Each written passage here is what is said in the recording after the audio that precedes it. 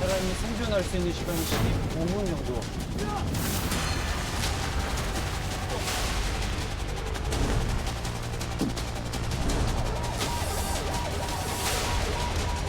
우리 딸내미가 있어야겠어.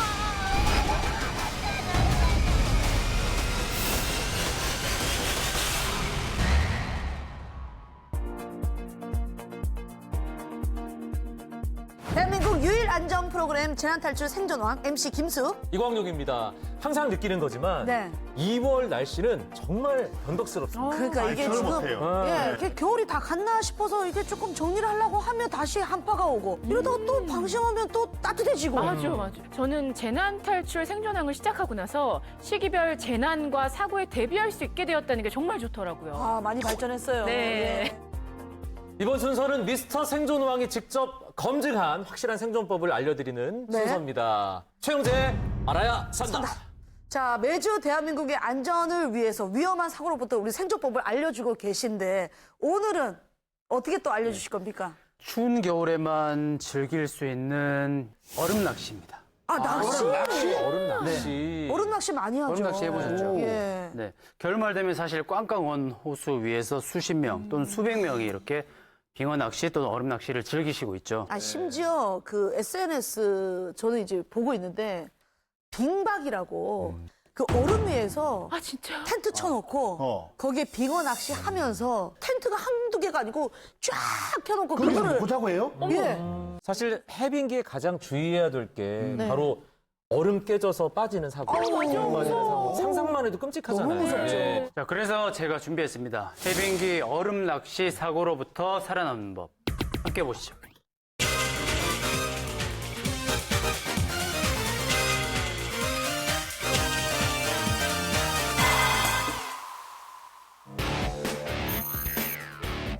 강원도 춘천시 의암호. 막바지 빙어 낚시를 즐기는 사람들이 의암호를 찾았습니다. 네, 맞아요. 저렇게 텐트를 치고 있구나. 저수시에서 얼음 낚시를 하던 50대 남성이 물에 빠져 숨진 채 발견됐습니다. 벌써부터 얼음판이 깨져서 사고가 속출하고 있습니다. 어머, 어떡해. 지금 아이가 빠진 거예요? 어떡해.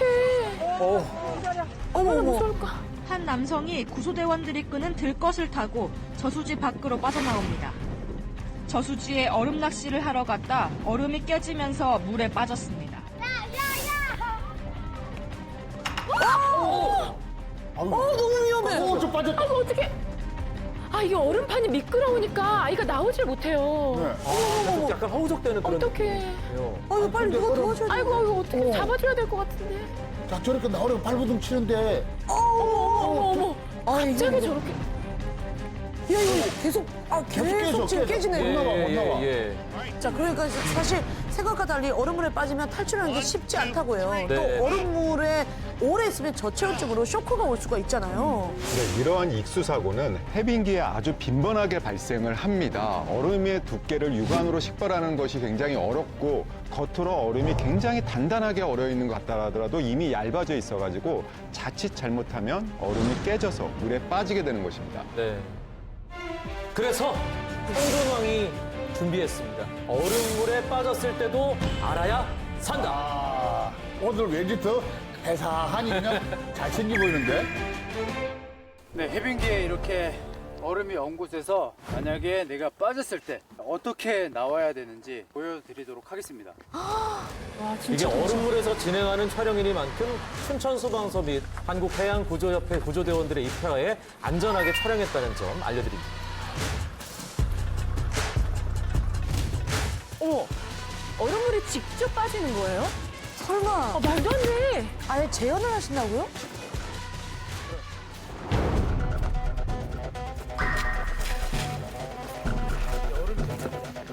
어머. 지금 깨져 있는 거.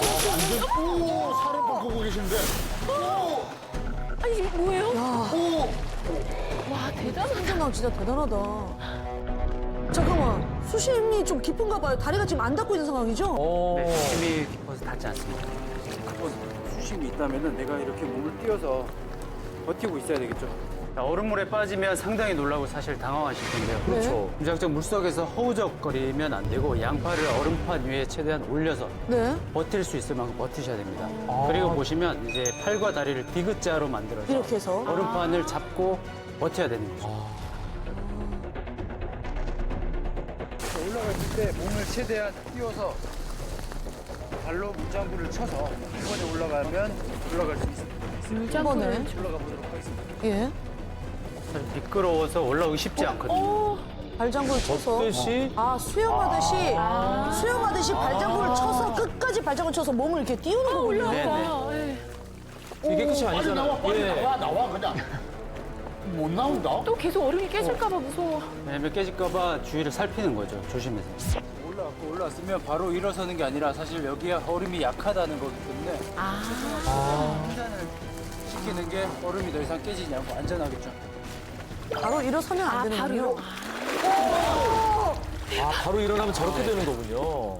야, 이거 보기만 해도 너무 아찔하네요. 물에 빠질 때마다 막 심장이 덜컹덜컹하네요. 이렇게 다시 빠지게 됩니다. 그래서 내가 올라왔을 때도 내 체중을 최대한 분산을 시켜서 안전한 지점까지 굴러서 저렇게 대굴대굴 굴러서. 걸어서 들어온 방향으로 굴러서 나가는 게 체중을 분산시키고 안전하게 탈출할 수 있는 가장 좋은 방법입니다. 걸어서 온 방향으로. 네. 약한 얼음위를 걸어서 나가면 체중이 발에 쏠리고 기어서 나가게 되면 무릎하고 팔꿈치에 체중이 이제 집중이 되기 때문에 얼음에 강한 압력을 주게 되는 것입니다. 또 깨질 수가 있죠. 야, 근데 이건 진짜 탈출할 수 없을 정도로 얼음이 약하면 이거 어떡합니까? 들어가시죠.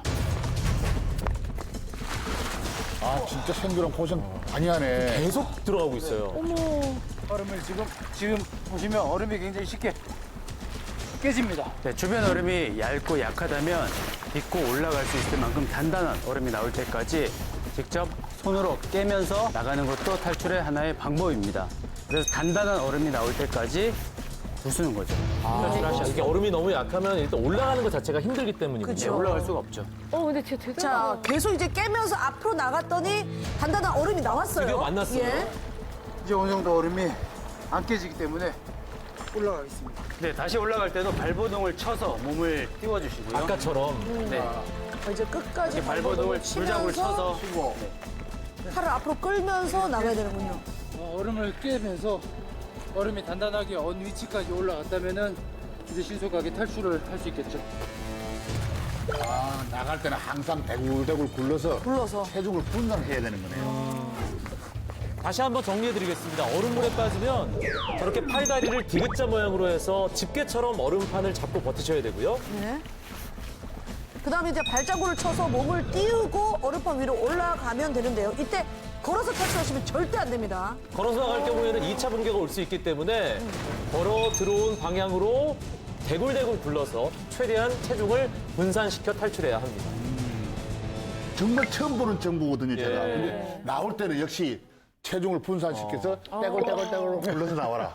그 얼음물이 엄청 차갑잖아요. 맞아요. 저체온적으로 몸에 바로 이상이 올 것 같거든요. 네, 맞습니다. 물론 개개인의 체력과 건강 상태에 따라서 그리고 기상 상황에 따라서 편차가 있지만 얼음물에 빠졌을 때 저체온증에 걸리지 않고 의식을 잃지 않고 버틸 수 있는 시간은 약 15분 정도입니다. 15분이나 버틸 수 네. 있다고요? 15분 안 될 것 같은데 저못 사실 버틸 것 같은데. 우리가 얼음물보다 훨씬 수온이 높은 냉탕 있잖아요. 네. 거기 들어가도 한 5분 맞아. 버틸까? 실제 얼음물에 빠졌을 때 얼마나 버틸 수 있을지 보여드리겠습니다. 보통남 나오나요? 썰매. 저거. 일단 등장할 때까지는 신나요. 골든타임 단 15분. 생존함과 보통남이 실제 얼음물에서 얼마나 버틸 수 있을지 직접 검증해봤습니다. 일단 수온부터 한번 볼까요? 예. 0도씨입니다. 0도씨. 보시면 바로 얼기 직전이잖아요. 거의 언거나 다른 촬영 당시 춘천의 기온이 영하 5도씨, 수온은 0도씨, 예. 설상가상 기상까지 악화되고 있는 상황. 번덕스러운 2월 날씨의 정석을 보여주고 있습니다. 어우, 저 바람 부는 거 보세요. 대한민국 모든 사람들이 견딜 수 있는 골든타임을 한번 저희가 직접 들어가서 확인해 보겠습니다. 해보겠습니다. 자, 입수! 파이팅! 실제로 얼음물에 빠졌을 때 몇 분 정도 버틸 수 있을지 생존함과 보통남이 직접 검증해 보겠습니다. 들어가요.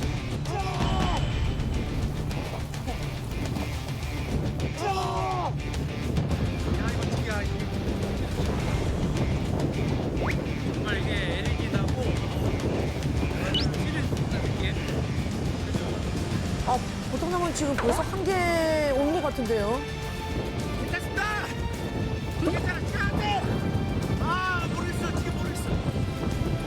지금 보통남은 진짜 괜찮은 게 아니고 괜찮다고 계속 세뇌하는 느낌인데요. 왜냐면 또 생존왕 옆에 있으니까 네. 또 든든한 거. 바람 부는 거 보이시죠?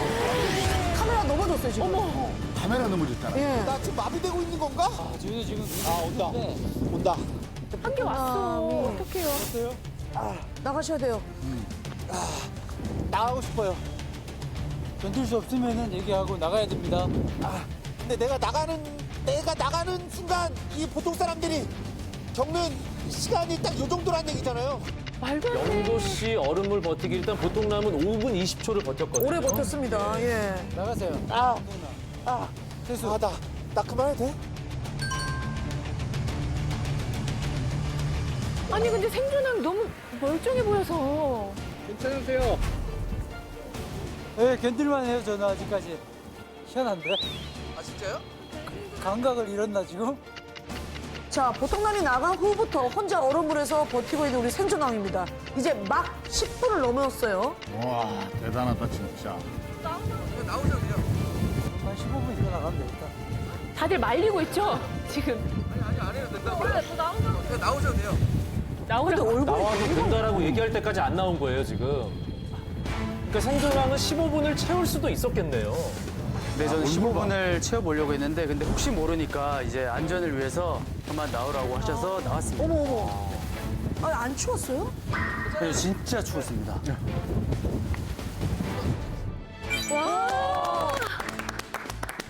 아, 진짜 이거 역대급 스케일 아니에요, 이거? 특수부대 2번 복무했다가는 네. 체감 온도가 영하 20도였고 수온은 0도씨일 때 얼음물에서 얼마나 오랫동안 버틸 수 있는지를 제대로 보여드렸는데요. 네. 보통남은 5분 5분. 20초였고 생존왕은 10분 조금 넘게 버틸 수 있었습니다. 와 오랫동안 버텼네. 아니, 그 알려진 골든타임은 15분 정도였잖아요. 네. 근데 실제로 일반 사람들이 이제 얼음물에 빠져서 15분 이상 버티는 건 조금 어려울 것 같으니까 네. 그만큼 더 빨리 탈출하라는 거죠. 그렇죠. 예. 나는 그 무엇보다도 일반 분들이 얼음물에 빠졌을 때 과연 생존왕이 알려준 방법대로 정말 잘 탈출할 수 있을까? 그게 제일 궁금해요. 네. 네, 궁금하시죠? 네. 그래서 보통남이 해봤습니다. 아하.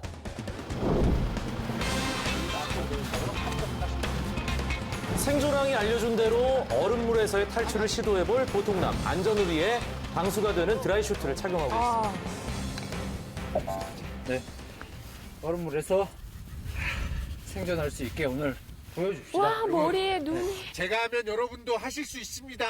빨리 나와야 된다는 거. 네. 그리고, 최대한 빠르고 네. 신속하게. 네. 보통남. 예. 자, 일수. 입수. 렛츠고. 날씨가 아주 뭐 최악의 상태네요. 네. 예. 요거 빠질 때, 망설이더라고요. 요거 빠질 때 무섭지. 봐도 무서워. 아우, 빠질 때마다 무섭네. 아 진짜 가다가 갑자기 빠지잖아요. 네. 기분이 묘할 것 같아. 너무 당황하지. 어떡해. 올라와야죠, 이제. 올라와야죠, 이제. 설명은 지금 해준 상태죠? 그렇죠. 다 깨진다. 약한 얼음부터 깨면서 나가야지. 그렇지. 그렇죠, 그렇죠. 단단한 부분을 찾아야 됩니다. 올라서 확인하고. 예, 아. 이제 됐다. 그죠? 그러면 이제 올라오세요, 조금. 다시.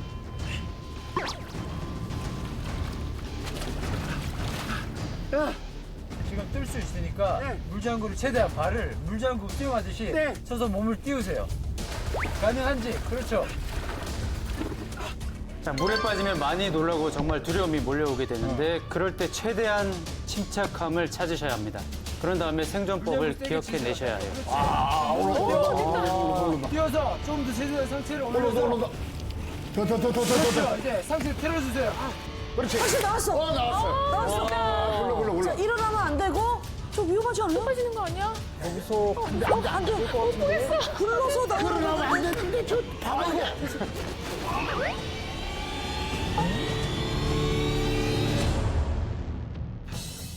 이거 또 빠진다, 진짜. 아이고. 꼈어. 뛰었어, 이제. 어머, 어떡해. 저거 더 위험해. 끼기도 해요?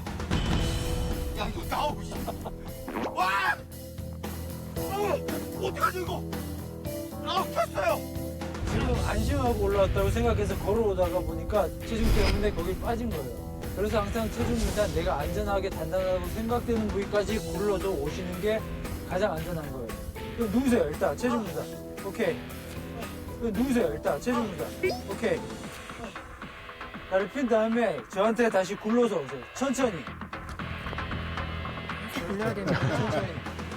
너무 천천히 오는 오늘 거 아니야? 완전 보통남 최전방에서 군대 가서 포복하는 그 느낌이에요. 이거는 지금 유격 훈련이에요. 그림이. 네. 네.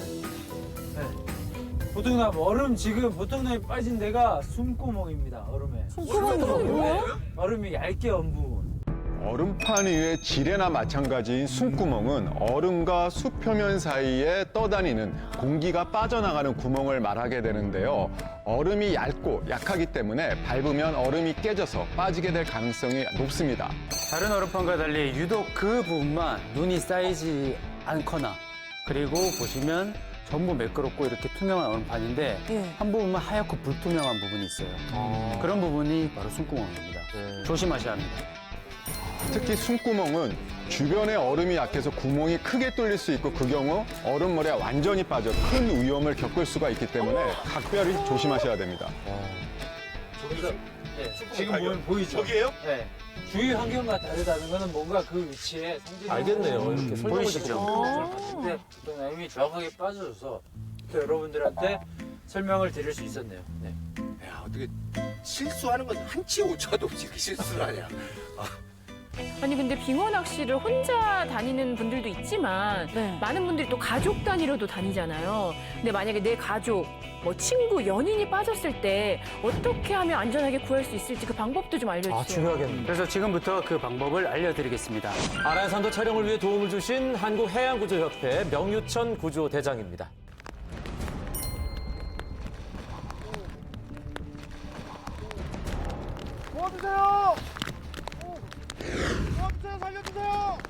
자, 여러분들 가장 먼저 저런 익수자가 있다면 우려될 만한 어떤 것을 던져줘야 됩니다. 그치?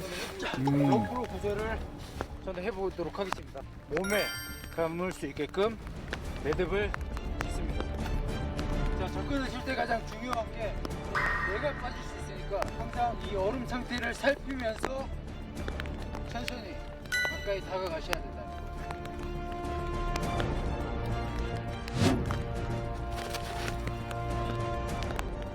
주위에 다른 사람들이 있다면 내 힘으로 내가 끌려갈 수도 있기 때문에 떠주세요. 그래서 같이 잡아당기는 게 가장 좋습니다. 나오실 수 있게끔 당겨주십니다. 구조대원들이 얼음물에 빠진 사람을 구조할 때도 마찬가지입니다. 요구조절자를 구조하다가 구조대원들이 빠지는 경우에 대비해가지고 더 안전한 지대에 구조대원 중 한 명이 로프를 잡고 있고 다른 구조대원이 요 구조자에게 가까이 다가가게 되는 것입니다. 편하게 요 구조자를 구출했습니다. 그리고 반드시 구출하시기 전에 주위에 알려서 신고를 해주시는 거 잊지 마시고요. 자, 다시 한번 정리를 해보자면 요 구조자 발생 시 가장 먼저 신고를 하는 게 중요하고요. 네. 그리고 얼음이 깨지지 않도록 좀 낮은 자세로 요 구조자에게 접근한 다음에 얼음물에 함께 빠지지 않도록 좀 주의하면서 로프나 아니면 긴 물건 이용해서 구조하면 되는 거죠. 그렇죠. 때 나올 수 있는 여러 가지 도구들이 있을 수 있잖아요. 그런 거를 활용해서 구조를 한번 해보도록 하겠습니다.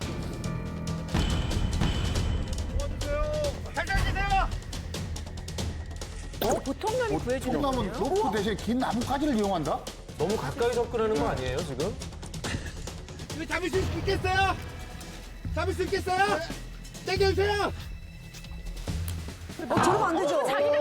저러면 안 되죠. 힘이 없어. 힘이 없어. 같이 빠져. 너무 세죠? 사실 이 위험에 빠진 사람은 굉장히 힘이 더 세진다고 사람들 많이 얘기하시잖아요. 속에 같이 빨려 들어가요. 다시 한번 해볼게요. 사실 가장 좋은 거는 내가 이렇게 같이 잡아주는 거죠. 다른 한 명은 뒤쪽에서 힘을 싣고 버텨야 되는 거예요. 맞아, 이런 장면 많이 봤어. 이렇게 손 잡고 계속 버텨주는 거. 예. 내가 자 구조하는 사람이 같이 위험에 빠지지 않고 그리고 안전하게 요 구조자가 얼음 위로 올라올 수 있습니다. 굴러. 얼음판의 지뢰, 숨구멍. 이 얼음 위에 숨구멍이 있는지 저 몰라서 오늘 진짜 큰 거 하나 배워갑니다. 네네. 예.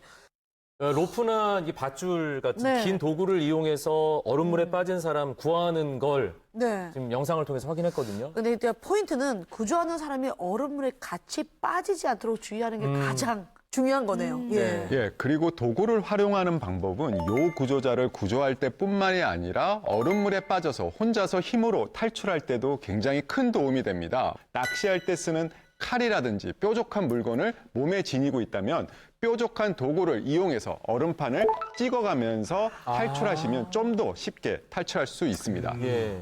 근데 이제 해외 사례 보면 이제 요렇게 도구를 제가 만들었는데요. 드라이버 직접 아닙니까? 남는 이제 드라이버로 네. 만들었습니다. 두 개를 이렇게 줄로 여기를 묶어서 이거를 목에다가 이제 겁니다. 이렇게. 예. 그래서 얼음 위에서 활동할 때만 이걸 가지고 있으면 혹시 만약을 빠졌을 위해서. 때, 만약에 빠졌을 때 네. 이렇게 날카롭기 때문에 찍고 꼭 찍어서. 네 이런 식으로 그럼 훨씬 찍어서 올라오기가 쉽겠죠. 네, 그러면은 얼음을 찍었으니까 네. 내가 올라갈 수 있죠. 저는 이게 생존을 하고 나서 하나를 산 게 있어요. 그 하나만 산 거 아닌 걸로 아는데. 몇 개 샀는데 매일 사죠. 차키 옆에 그 맞는 칼 있죠. 네. 뭐 드라이버도 나오고 뭐 칼도 나오고 네네네. 요걸 하나 항상 들고 댕겨요. 그리고 딱 캠핑 갈 때도 딱 K랑 ABC 딱 두 개 딱 들고 가죠. 하지만 오늘은 얼음물에 다시 집중하시죠. 그러니까 지금 예. 얼음물에 빠졌을 때 진짜 탈출하는 다양한 방법을 배워봤는데요. 사실 진짜 위험한 상황은 얼음판 밑으로 이게 공포심이. 맞아. 뭐야? 지금 보시는 화면이 바로 얼음판 아래로 들어가 수영을 하다가 벌어진 사고입니다. 어머, 사라졌어요, 사람이. 아, 저기 있다. 지금 사람이 있죠, 아래에. 얼음 속에 있네. 이거 나와야죠. 왜 못 나와? 그거 지나쳐버렸어요. 저기 안 보이죠? 안 보이죠? 어떡해. 어머. 지켜보던 이들이 일단 어떻게든 대처를 하려고 하고 있고요. 저안 깨진잖아. 가까스로 저렇게 얼음을 뚫고 탈출할 수 있었습니다. 와, 저런 장난을 왜? 빨려 들어갔을 때 내가 나오려면 얼음을 깨고 나와야 되겠죠. 근데 얼음이 깨기가 쉽지 않습니다. 그런 상황을 재현을 해보도록 하겠습니다. 이번 촬영은 춘천 소방서 및 한국해양구조협회 구조대원들의 입회하에 안전하게 진행됐다는 점 다시 한번 알려드리겠습니다. 생존이 들어가는 거예요? 지금 물속으로 들어가는 거예요? 저기 얼음판 안쪽인 거잖아요. 네. 저 지금 그 다른 얼음을 뚫고 나오겠다는 건가요? 아니, 생존하는데 어쨌든 사람인데 이게 안 무서울 수가 있나? 근데 안 보여요, 지금 시야가. 보이지가 않더라고요.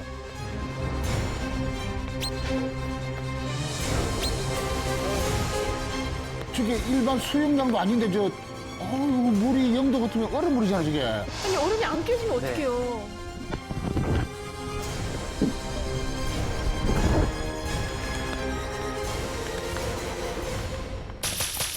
나왔어요. 빨리. 지금 깨고 지금 나온 거죠? 안전을 좀 확보하고 촬영을 진행했는데도 너무 보면서 불안하네요. 이 얼음이 얇은 곳을 찾아서 깨야 되는 거죠? 다행입니다. 아니 사실 생존왕이 저 탈출한 다음에 예. 저렇게 안도하는 표정은 오늘 처음 보는 것 같거든요. 맞아, 본인도 살았다. 약간 이런 느낌 표정에서. 긴장했네요, 그죠? 예, 생존왕이 맨주먹으로 얼음 깨서 탈출하는데 성공했습니다. 지금. 심지어 웃고 있어요, 지금. 와, 생존. 진짜 알아야 산다에서도 역대급 도전입니다, 이거.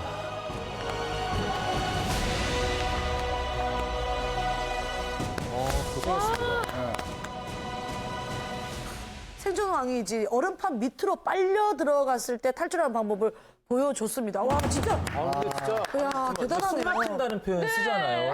아니, 생존하기 들어가는 순간에 내 가슴이 턱 막혀져. 숨이 안 쉬어져.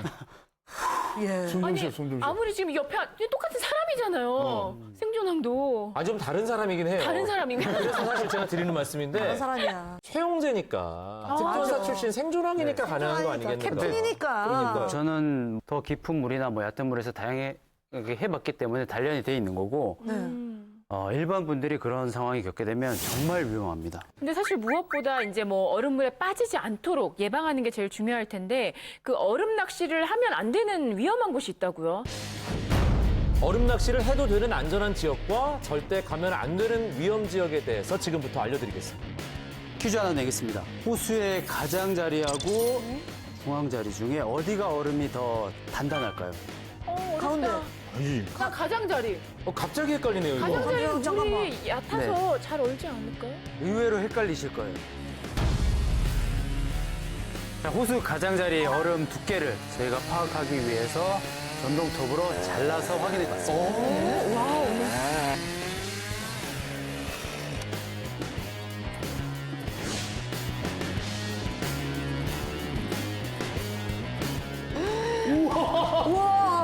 아니, 저 지금 실제 상황이에요? 와, 네, 실제 상황입니다. 대단하다. 얼음 두께 한번 재보겠습니다. 나 실제 이렇게 큰 얼음을 처음 봐요, 정말. 지금 보시면 얼음이 24cm. 와. 이거 얼마나 20cm가 넘네요. 호수는 중앙으로 갈수록 수심이 깊어지기 때문에 가장자리보다 중앙이 더 수온이 높습니다. 따라서 가장자리가 더 단단하고 두껍게 얼고 중앙으로 갈수록 얼음이 더 얇고 약하게 되는 것입니다. 호수 가장자리라고 해서 100% 안전한 것은 아닙니다. 네, 맞습니다. 기온이 낮은 새벽에 얼어있는 호수로 진입을 했다가 한낮이 되면 기온이 높아지잖아요. 네. 그러면 진입로가 녹아버리는 경우가 있습니다. 그렇게 되면 호수를 빠져나가지 못하고 고립되게 되는 거죠. 네, 그러면 어느 정도 두께 얼음에서 좀 낚시를 해야 좀 안전할까요? 아주 낮은 온도에서 오랫동안 얼은 얼음은 얼음의 밀도가 굉장히 높아서요. 얼음이 단단하고 그 두께가 굉장히 두껍습니다. 따라서 얼음의 두께가 10cm 정도만 되어도 얼음 낚시를 할 수가 있는데요. 하지만 얼음의 밀도가 항상 높은 것은 아니잖아요. 그렇기 때문에 얼음 낚시를 위해서는 두께가 20cm 이상이 되는 안전한 곳에서 얼음 낚시를 하시는 것을 추천드립니다. 이 얼음판 위에서 어떻게 하면 더 조심하셔야 위험한 되고. 상황을 피할 예, 수 있는지 맞습니다. 반드시 이 부분은 확인을 하시고 숙지하셔야 될 것 같네요. 네, 예. 맞아요. 게다가 해빙기라서 두껍게 얼은 얼음도 녹고 있을 거고 또 완전히 녹은 곳도 있고요. 그러니까 빙어가 유혹을 하더라도 얼음 위에서 하는 낚시는 조금 참아주셨으면 좋겠습니다. 자제해야 됩니다. 네. 예. 재난 탈출 생존왕! 사회적 이슈가 됐던 대형 재난사고부터 일상 속 사건, 사고까지 심층 취재해보는 더 안전 라이브 시간입니다. 오늘은 우리 일상 속에서 정말 자주 벌어지는 사고를 다룰 텐데요. 네. 요즘 같은 겨울철 아무도 모르게 찾아오는 사고입니다. 아무도 모르게 사고가 나면 좀 시끌벅적하지 않나요? 아니 그러니까 예. 조용히 당하는 사고는 없어요. 보통 사고 난다면 막 온 난리가 동네방네 나죠. 뉴스부터 시작해서 뭐 예. 대형 사고 나면 큰일 나는 거죠. 주제는 과연 무엇일지 화면 속에서 확인해 보시죠.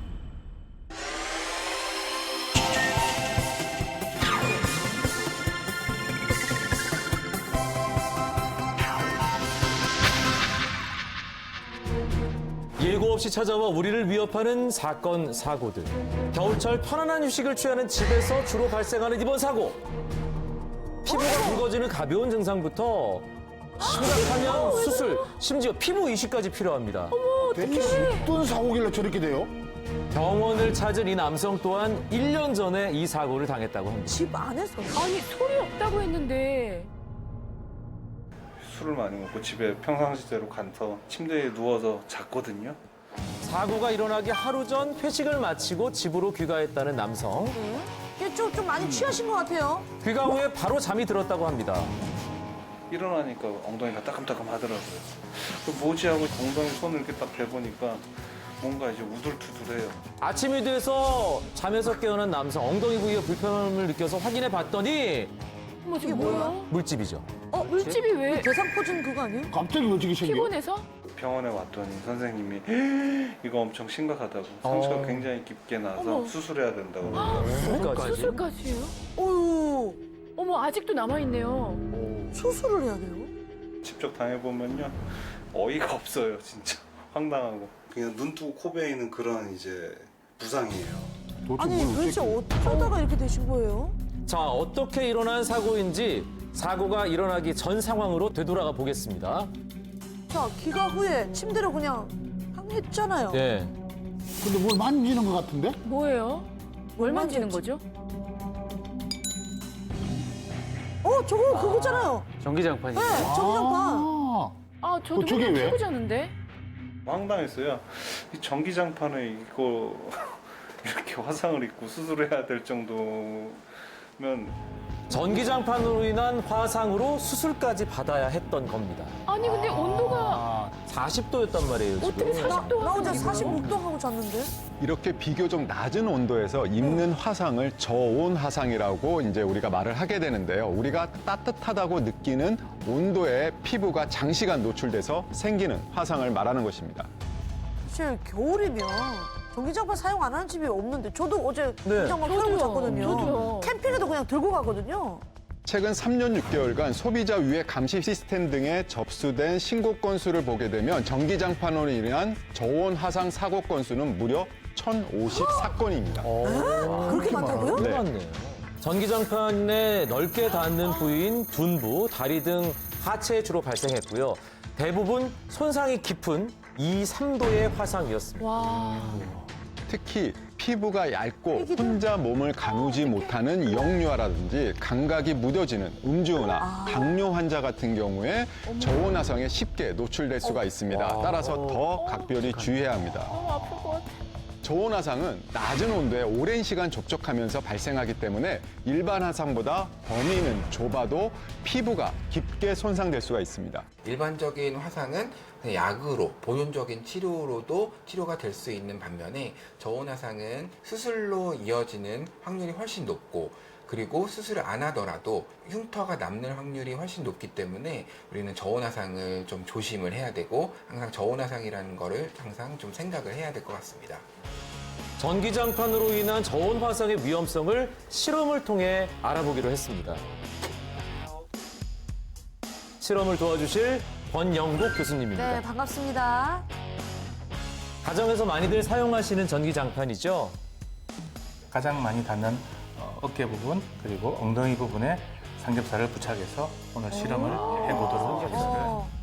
사람의 피부 조직과 비슷한 삼겹살을 마네킹에 붙인 뒤 전기장판을 켜고 취침 상황을 연출해봤습니다.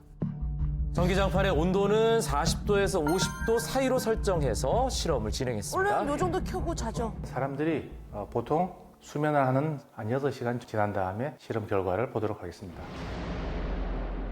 자, 해가 떴어요. 하룻밤이 지난 거죠. 어떻게 됐을까요? 삼겹살 익었을까? 안 에이, 익었을 것 설마 같아. 익었겠나? 40분이었을 거예요. 6시간 후에 삼겹살 상태를 확인해 보는데요. 좀 약간 노릇노릇해진 거 아니에요? 저 위쪽이 좀 변한 것 같긴 하네요. 보시면 네. 삼겹살이 살짝 익은 모습을 확인할 수 있습니다. 부분적으로 익은 상태고요. 아주 석화가 돼서 아주 딱딱하게 느껴집니다. 아, 그러네요, 진짜. 만약에 사람이 실제 피부라 그러면은 이거는 성형외과에서 피부 이식을 받아야 할 수준이 된 거죠. 이어서 엉덩이에 부착한 삼겹살의 상태도 확인해 봤는데요. 딱딱해졌네요? 고체화가 되어버렸고요. 여기도 익은 상태가 이렇게 보이고요. 끝으로 가도 여기도 아주 석화가 되어가지고 딱딱하게 느껴집니다. 사람의 경우라고 그러면은 피부는 이미 익어 있는 상태고요. 저온 화상의 대표적인 상태를 보여주고 있는 겁니다. 아니, 나는 어젯밤도 전기장판을 몇 도? 어제 몇 도? 46으로 맞춰놓고 잤거든요. 전기장판으로 저렇게 좀 심각한 화상을 입을 거라고는 제가 생각을 못했어요. 네, 뜨거운 물체가 닿으면 우리가 반사적으로 뜨거 하면서 손을 이렇게 떼게 되죠. 네. 하지만 저온 화상 같은 경우는 우리가 따뜻하다고 느껴지는 온도이기 때문에 피부가 손상되는 것을 인식하지 못하고 장시간 피부를 노출시켜서 화상이 더 깊어지게 되는 것입니다. 따라서 취침 시 전기장판이나 온수 매트를 사용할 때는 직접 피부에 닿지 않도록 이불을 깔고 온도는 1단계, 낮음 등으로 저온으로 사용하는 것이 안전합니다. 네, 여기서 끝이 아닙니다. 또 있어요? 전기장판 말고도 저온 화상을 불러일으킬 수 있는 겨울철 필수품이 하나 더 있습니다. 이분이 지난 12월에 또 저온 화상을 입으셨다고 합니다. 또요? 똑같은 분이에요? 목에 흉터가 있는데 뭘까? 이번에는 전기장판이 아니고요. 핫팩을 쓰다가 또 핫팩이요? 네. 야외 활동하는데 손수건을 말아서 이렇게 목에 이렇게 놨었는데 추운 날씨에 야외에서 사용한 핫팩 때문에 저온 화상을 입었다는 거예요. 핫팩으로 좋은 화상을 저기 그러게요. 가장 친 한 소리예요, 저게? 맨날 들고 자는데. 지난 3년간 소비자 유해 감시 시스템에 신고된 핫팩 유해 사례는요, 170건입니다. 그중에 87%가 화상 피해였습니다. 겨울철이면 누구나 부담 없이 사용하는 온열기구가 바로 핫팩이죠. 핫팩으로 저온 화상을 입는 이유는 무엇일까요? 저렇게까지 심하게 돼요? 같은 부위에 오랫동안 핫팩을 올려놨을 경우, 특히나 그 좀 더 이제 따뜻하게 한다고 뭐 방한용품이나 다른 거를 더 쌓았을 때 훨씬 더 핫팩의 온도가 올라가기 때문에 수술까지 이어질 수 있는 저온 화상이 발생하는 게 높아질 수 있습니다. 핫팩을 따뜻하게 유지하기 위해 우리가 흔히 했던 행동이 저온 화상 위험을 높인다는 건데요. 아니 무슨 소리를 다들 주머니에 넣고 다니잖아요. 전국이 꽁꽁 얼어붙었습니다. 오늘 아침 어제보다 기온이 더 떨어지면서 한파가 절정에 달했는데요. 기온이 급격히 떨어진 겨울 어느 날 생존왕 제작진들의 촬영 현장입니다. 실제 야외 활동 중 핫팩 사용 시에 핫팩의 온도가 얼마나 올라가는지 제작진이 확인해 봤는데요. 우선 주머니에 넣기 전 핫팩의 온도는 49도입니다. 높네요. 주머니에 넣고 30분 후에 다시 온도를 측정해 보기로 했는데요. 30분 후 핫팩의 온도를 확인해 봅니다. 어머, 올라갔네. 많이 올라가. 57도까지 올라갔어요? 예, 핫팩을 주머니에 넣고 30분 후 핫팩의 온도가 8도 정도 오른 것을 확인할 수 있었습니다. 그러니까 우리가 다 주머니에 넣고 있죠. 그런데 어떻게 이 핫팩이 저온 화상의 원인이 되는 걸까요? 너무 궁금한데요. 예. 제작진이 핫팩을 통해서 실험을 직접 진행해 봅니다. 조금 전과 같이 핫팩의 온도를 먼저 재보는데요. 47도가 나왔습니다. 이번엔 달걀과 치즈를 이용해 실험을 진행해 봤습니다. 설마 저 핫팩으로 녹인다고요? 아니, 만약에 녹는다면 얼마나 녹을까요? 아니 프라이팬에 올라가도 잘 안 녹아요, 예, 치즈가. 주머니에 넣어서 온도를 올린 것처럼 담요로 핫팩을 감싸고 약 30분을 기다려 봅니다. 감싸고. 치즈의 상태 확인해 보실까요? 궁금해요. 좀 납작해진 것 같은데? 다 녹았어. 녹았어요. 완전히 녹았어요. 완전히 녹았어요. 예. 진짜 녹았네. 핫팩과 담요로 감싸고 30분 후에 치즈가 완전히 녹은 것을 확인할 수 있습니다. 아니 오늘 너무 웃기다. 삼겹살. 그렇다면 달걀은 어떻게 됐을까요? 달걀 궁금한. 달걀도 낮은 온도에서 익긴 하는데, 어머, 저 흰자가 익었네요. 이건네. 달걀 또한 흰자 부분이 익어버렸습니다. 핫팩의 온도를 측정해 보니까 59도. 제작진이 야외에서 쓰던 핫팩의 온도와 크게 차이가 없잖아요. 2도 정도 더 높아졌네요, 그죠? 그런데 치즈와 달걀이 익을 만큼의 온도가 된다는 겁니다. 이게. 와. 왜 안 뜨겁고 따뜻하지? 정말요? 안 뜨겁고 따뜻하네요? 그런데 왜 사람들은 뜨거움을 인지하지 못하고 저온 화상까지 입게 되는 걸까요? 그렇게 뜨거운 줄 몰랐는데. 요즘 같은 겨울철에 야외 활동을 할 때에는 피부가 건조해지고 외부 온도로 인해 감각이 무뎌지게 됩니다. 따라서 핫팩으로 인한 뜨거움을 잘 느끼지 못해 저온 화상을 입을 수 있습니다. 핫팩 사용 시에 저온 화상을 예방하기 위해서는 피부에 바로 닿는 것은 피하셔야 하고요. 천에 감싸거나 옷 위에 사용할 경우에도 30분에서 1시간 정도 위치를 바꿔주셔야 합니다. 그 외에 노트북, 스마트폰과 같은 전자기기 또한 장시간 사용할 때 저온 화상 위험이 있기 때문에 피부에 올려놓고 그렇게 막 업무에 열중하다 보면 저온 화상 입을 수 있다는 거죠. 조심하셔야 합니다. 야, 전기장판, 핫팩, 그리고 노트북, 네. 그리고 스마트폰까지요? 대부분 우리가 그냥 매일매일 사용하는 것들이잖아요. 저온 화상을 생각해 본 적이 없는데 앞으로 정말 조심해야 될 것 같아요.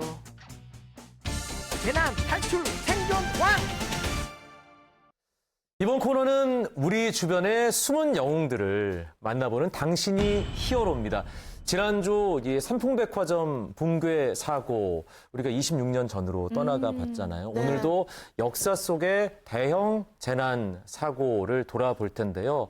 바로 어제가 대구 지하철 화재 참사 18주기였습니다. 오늘은 바로 그 현장에서 활약한 히어로를 만나보겠습니다.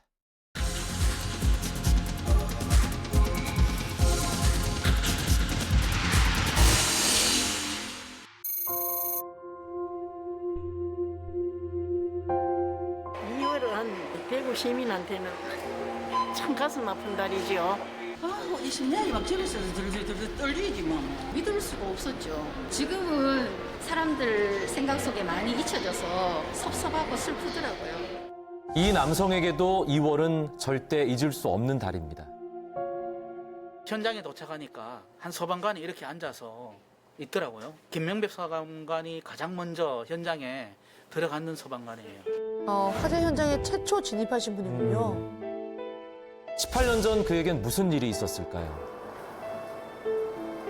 그날은 우리가 이제 아침에 9시 퇴근하고 비건날 직원들과 대시로 가는 상태에서 저희한테 연락이 오기를 비상응소하라는.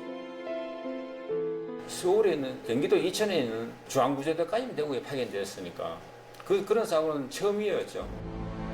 2003년 2월 18일 여느 때와 다름없던 아침 풍경이 잿빛으로 변한 건 순식간이었습니다. 어머. 와.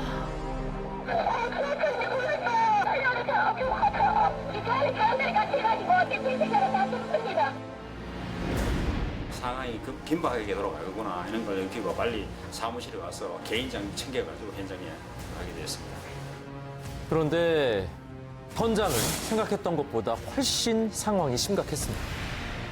그날은 대구 시내 동성로 일대는 암흑이 천지였고 아수자장이고 모든 게 마비된 상태고 혼비백산이었죠. 오전 9시 55분경 한 남자가 플라스틱 병에 든 휘발유를 전동차 바닥에 뿌리면서 시작된 불이 걷잡을 수 없이 커진 것입니다.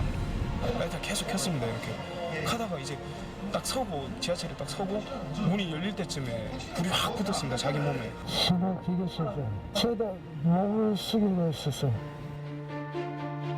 다행히 해당 열차에 타고 있던 승객들은 대부분 탈출에 성공했습니다. 그런데 문제는 반대편에서 온 열차였습니다. 맞아요. 1079호의 사람들은 모두 바깥으로 대피하였으나 거기에 반대편에서 온 1080호에서 사고 난 인명사고입니다.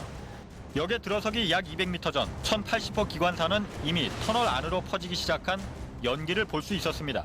전동차가 불타고 있는 것을 목격한 상태에서 기관사는 안전수칙대로라면 정차하지 말고 그대로 통과했어야 합니다.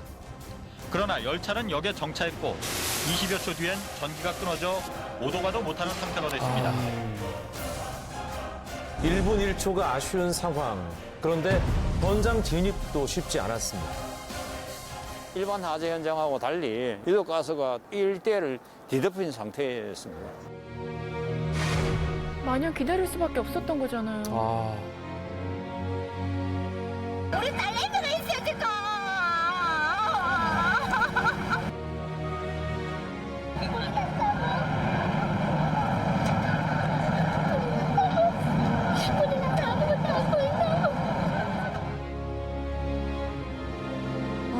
그런데 그때 제가 들어가겠습니다라고 외친 사람이 있었습니다.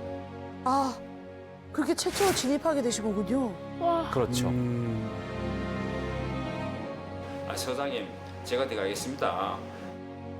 그때는 중앙로 일대가 암천지인데 그 정도 화재 같으면 들어간 사람이 없는데 들어간다고 처음으로 들어간다고 했기는 제 아니면 또 누구가 들어갔겠죠, 그죠? 동료가 들어갔겠죠. 그걸로 이제 솔직하게 겁이 안 날 수가 있어요. 나지요. 그렇지만 우리가 동료들도 있고 하니까 그 정도 생각 없이 현장을 다니면 안 되죠. 항상. 그리고 생명을 위협하는 유독가스를 뚫고 칠흑 같은 사고 현장으로 들어갔습니다. 어디 안에 내부에 뭐가 있는지도 모를 쫓아가고 하는 게 사실 우리 소방관들입니다. 사람 한 명이라고 살리려고 그런 전제하에 우리가 항상 현장에 빨리 진입하죠. 계단에 시신들이 늘어져 있고 늘어져 있는 상태 위에도 있고 강산에 넘어지니까 계속 넘어져가지고 거기에 덮여 있고 천장부터 끝까지 가보니까 열차 끝부분에 집중적으로 시신들이 늘어져 있었습니다. 암흑 속에서 마주한 현실은 끔찍했습니다. 김명배 소방관이 최초 진입해 수관을 정리한 후 전 대원이 투입됐지만 어둠 속에서 생존자를 찾는 일도 쉽지 않았죠. 하나도 안 보이고 모르겠어요, 지금. 알 수가 없다. 그냥 소리만 나면 우리가 찾아가고 하는데 지금 소리도 별로 안 들린다고. 진짜 사진만 봐도 너무 힘들어 보입니다. 네.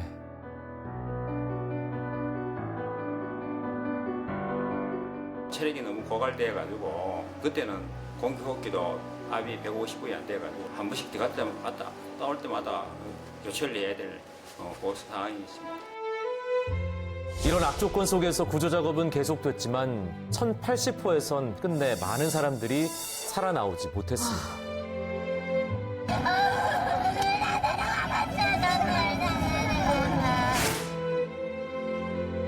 192명이 사망하고 148명이 부상을 당하는 대규모 인명피해를 남기고 말았습니다. 그리고 김명배 소방관에게도 아픈 기억으로 남았죠. 인명사고가 192명 나왔기 때문에 그 안타까운 마음은 이루 말로 표현할 수 없는 상황이죠. 제가 소방관으로서 다른 조치, 좋은 조치했으면 대형사고가 나지 않았나 하는 안타까움은 있지만 지금에 와서는 고인들에 대한 명복을 위하는 것 외에는 제가 할 도리가 없는 건데. 그렇게 대구 지하철 화재 참사는 모두에게 지워지지 않는 상처를 남겼습니다. 하지만 똑같은 아픔을 반복하지 않기 위해 김명배 소방관은 여전히 현장을 지키고 있습니다. 그리고 그에게 전해진 따뜻한 마음들. 아, 위문 편지네요. 여러 사람의 목숨을 위해 자신을 희생하는 소방관분들을 보면 아무나 하는 게 아닌 것 같다는 생각이 들어요. 또 앞으로 위험에 빠진 사람을 발견하면 용감하고 씩씩하게 도와줘야겠어요. 김명배 소방관님, 앞으로도 우리나라를 든든하게 지켜주세요. 소방관님 감사합니다. 힘내세요. 우리 전국의 소방관님들 정말 힘내십시오. 화이팅입니다. 네, 힘내십시오. 예, 예. 감사합니다. 자, 악조건 속에서 구조에 힘썼지만 많은 생명을 구해내지 못했을 때 소방관들이 느끼는 또 그 상실감이 어마어마하다고 하더라고요. 네. 영상 마지막에 보여준 아이들의 그 예쁜 마음이 곧 국민 모두의 마음일 거라는 생각이 드는데요. 네, 무엇보다 중요한 건 당시의 아픔을 우리가 기억을 하는 거겠죠. 네, 맞습니다. 기억되지 않는 참사는 반복된다는 말이 있듯이 대형 재난 참사들이 준 이 아픔, 슬픔을 잊지 않고 기억하는 게 우리의 첫 번째 의무죠. 그런 의미에서 저희 재난탈출 생존왕 앞으로도 계속 열심히 뛰도록 하겠습니다. 네, 저희가 준비한 내용은 여기까지입니다. 다음 주도 안전하고 건강하게 다시 만나요. 재난탈출 생존왕!